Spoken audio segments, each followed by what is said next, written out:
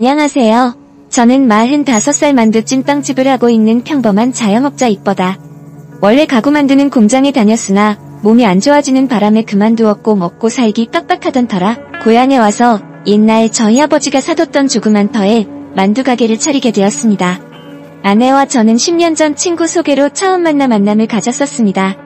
그때 아내 나이 25살이었을 거예요. 궁합도 안 본다던 4살 차이라 주위 사람들은 보기 좋은 한 쌍이라며 저희의 만남을 축복해 주었습니다. 아내의 부모님은 저희 집에서 차로 15분 정도 거리에서 살았고 양가 부모님 성격이 서로 합이 잘 맞기도 해 자주 만나 정을 돈독하게 나누기도 했습니다. 저도 아내의 집에 자주 가서 암묵적인 예비 사위로서 환영을 받으며 시간을 보내고는 했는데 그럴 때마다 기가 막히게 찾아오는 손님이 있었어요. 안녕하세요.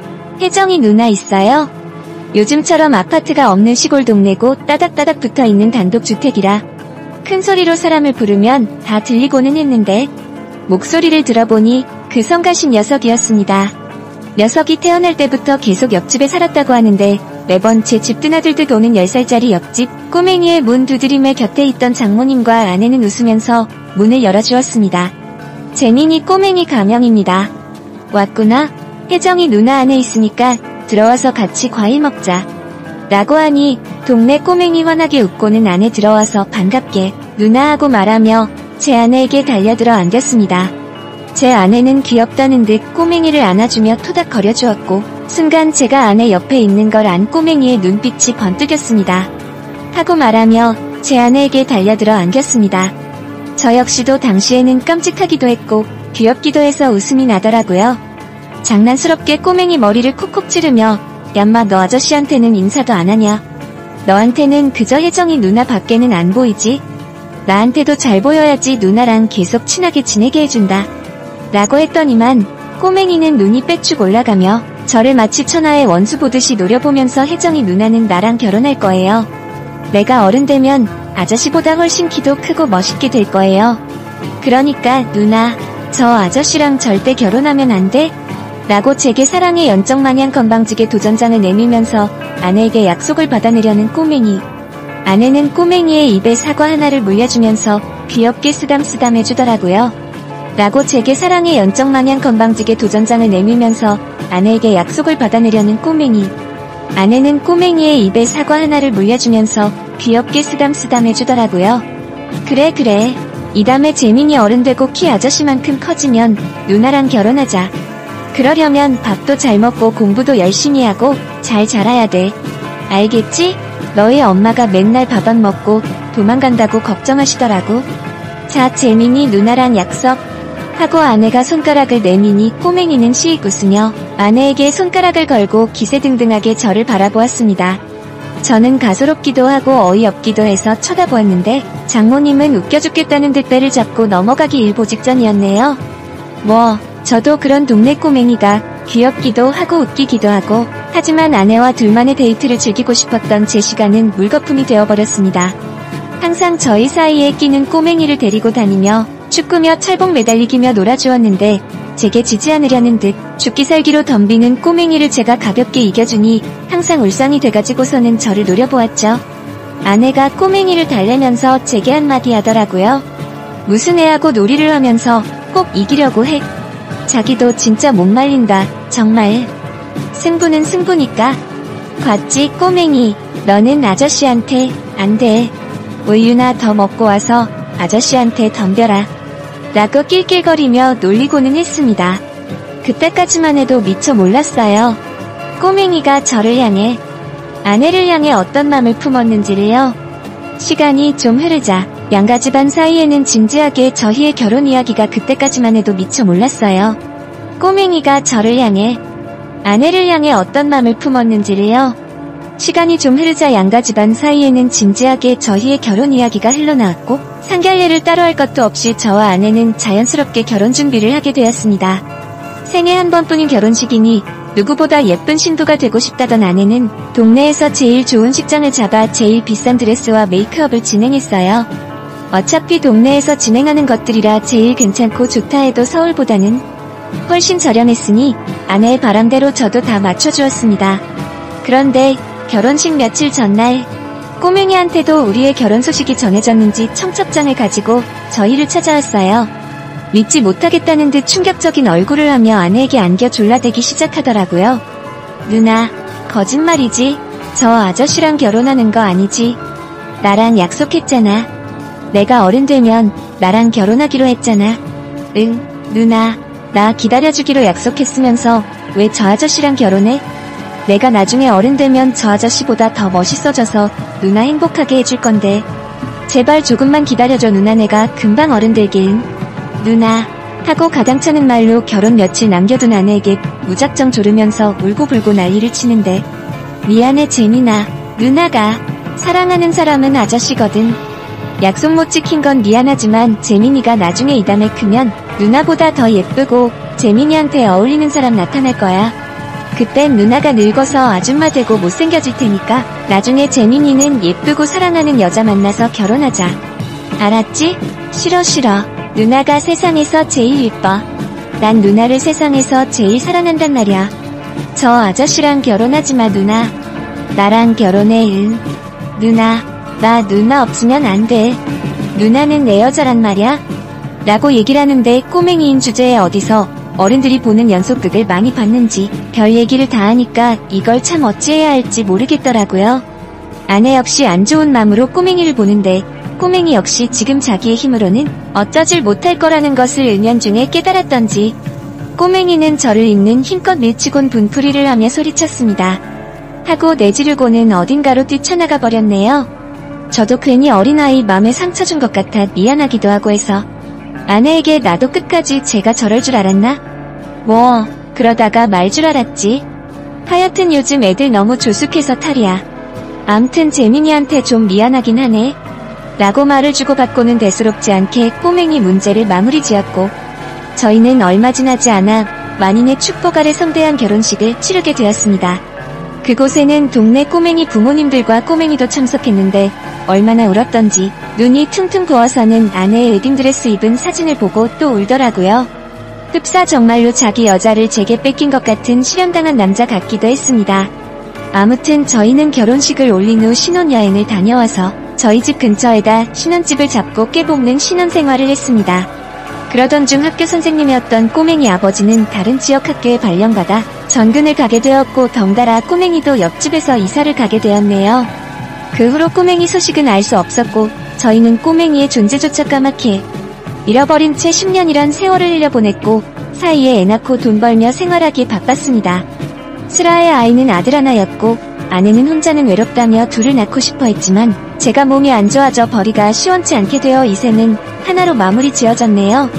결혼하자마자 아이를 바로 가져서 제 아들도 9살이 되었고 초등학교 1학년이 되었습니다.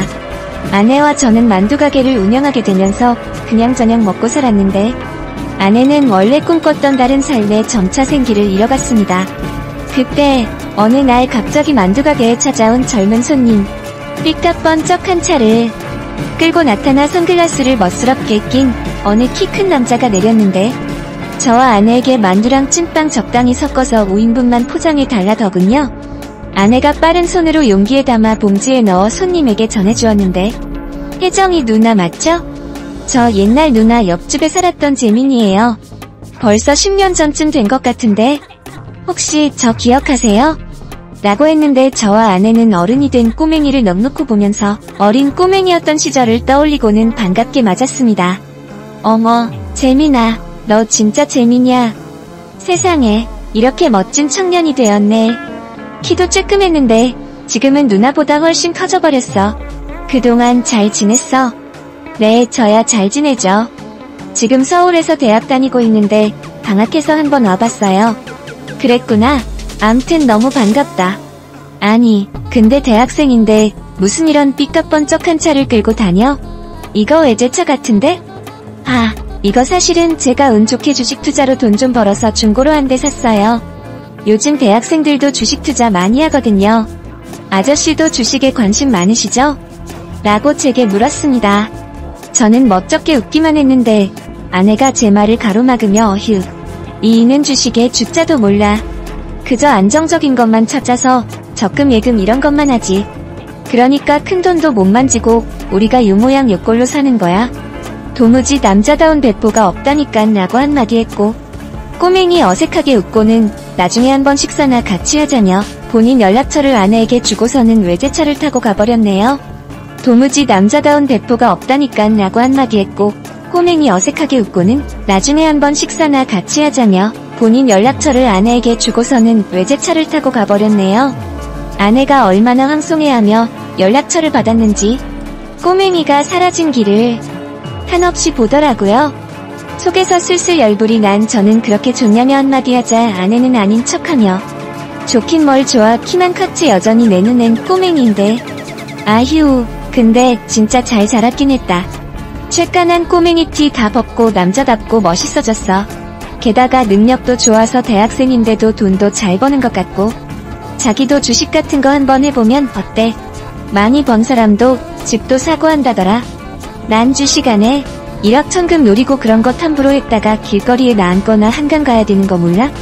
사람이 정직하게 일해서 돈 벌어야지. 쉽게 들어온 돈은 쉽게 나가는 법이야. 라고 단호하게 말하자 아내는 혀를 끌끌 차며 한심한 듯 저를 바라보고 내 팔자야 하면서 만두를 찜기에 넣더라고요. 그 이후로 꼬맹이는 저희 가게에 자주 찾아왔습니다. 추억 때문에 몇 번 아내를 내어줬는데 계속 허구한 날 찾아오니 저도 날이 서더라고요. 아내는 그냥 꼬맹이라고 했지만 제 눈엔 20살 된 어엿한 청년이었거든요. 제 아들에게도 인사를 하는데 제 아들에게 환심을 사려고 하는지 해외여행 갔다가 사왔다던 사탕이랑 과자 같은 것을 꾸러미로 주면서 잘 지내려 하는 게 보여서 더 짜증이 났습니다. 순수한 제 아들은 키다리형이라며 참 좋아했네요. 꼬맹이에 대해 하나부터 열까지 흐뭇하게 봤던 아내는 어느샌가 점점 만두가게에서 자리를 비워가는 날이 많았고 그럴 때는 항상 아들과 함께 꼬맹이 녀석과 드라이브를 즐기고 오고는 했습니다. 그날도 밤늦게 들어온 아내와 아들에게 한마디 했네요. 아니 도대체 뭘 그렇게 녀석이랑 쏘다녀? 저 녀석만 오면 맨날 이렇게 밤늦게 들어오는데 뭘 하고 돌아다니는 거야? 설마 바람펴. 해끌망측한 소리 좀 하지마. 재민이랑 나랑 나이 차이가 몇인데? 쟤 태어나서 똥기저귀 차고 다닐 적부터 봤는데 어떻게 나한테 남자가 돼? 나랑 단둘이 재민이랑 다니는 것도 아니고 우리 아들도 같이 다니는데 뭐가 그렇게 의심스러워? 평생에 저런 멋진 차로 마누라 드라이브 한번 못 시켜주는 사람이 무슨 자격으로 그런 말을 하냐고. 그냥 차가 굴러다니면 되지 멋진 차가 우리한테 뭐가 필요해? 진짜 별 놈이 와서 남의 가정 불화나 일으키고 어유 어릴 적부터 그렇게 거슬리더니 어른이 돼서도 어째 재수가 없냐 라고 얘기를 뱉으니 아내가 눈을 흘겼습니다. 제가 하도 뭐라고 하니 실은 아내는 그냥 드라이브 하는 게 아니라 본인도 재민이처럼 투자해서 돈을 벌겠다며 투자 강연하고 뭐고 쫓아다닌다고 하더라고요. 통장에서 100만원 정도 뺀 걸로 꼬맹이가 일러준 대로 투자를 하니 한 달 만에 350만원이 됐다며 제게 자랑자랑을 하고 다니는데 저는 여전히 회의적인 입장으로 처음엔 어떻게 100만원이 350만원이 됐냐며 이제 곧 원금까지 다 잃을 거라고 비꼬며 말렸습니다. 그렇지만 아내는 꼬맹이랑 붙어 다니면서 그 돈으로 계속 투자를 했고 350만원은 이익고 1000만원 가까이 만들어 수익을 보게 되었네요. 100만원이 2달 만에 1000만원이 되니 아내는 꼬맹이를 절대적으로 신뢰하게 되었고 저도 막상 돈을 아내가 그렇게 벌어다 주니 마냥 그 놈이랑 같이 붙어 다닌다고 뭐라 할 수도 없겠더라고요. 그게 실수라면 실수였겠지요. 돈을 벌면서 아내의 차림새도 변화가 있었습니다. 평생 비싼 명품 하나 걸치지 못한 여편네가 부잣집 사모님 마냥 쫙 빼입고 다니기 시작했고 곁에는 항상 꼬맹이가 있었습니다. 동네에는 엄한 소문마저 돌아들이 서로 붙어 다니느니 바람이 났다는 이별 민망한 소문이 돌아 절 미치게 만들었네요.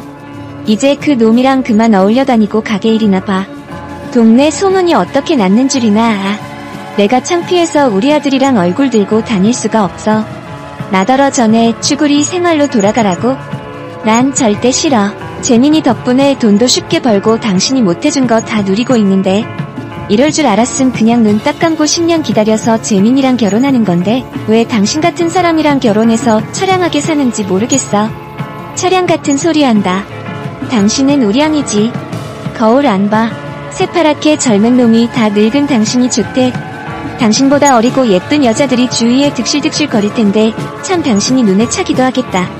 그러자 아내가 발끈하며 소리를 질렀습니다. 당신이 모르나 본데. 재민이 첫사랑이 나라면서. 아직도 내가 세상에서 제일 이쁘다고 했어. 내가 마음이 있어서 이렇게 챙겨주는 거지. 그런 거 아니면 걔가 날 달고 다니겠어?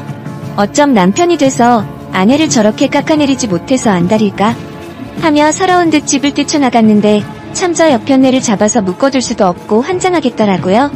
그런데 금방 돌아올 줄 알았던 아내가 집을 나간 뒤 하루 이틀, 일주일이 지나서도 연락이 없더라고요. 제가 처갓집에도 가보고 동네 친하게 지냈던 지인들한테 수소문해서 아내를 찾아도 도무지 보이질 않았습니다. 짐작 가는 데는 그럼 하나인데 뭔가 불안한 예감이 엄습해오면서 별별 생각이 다 나더라고요.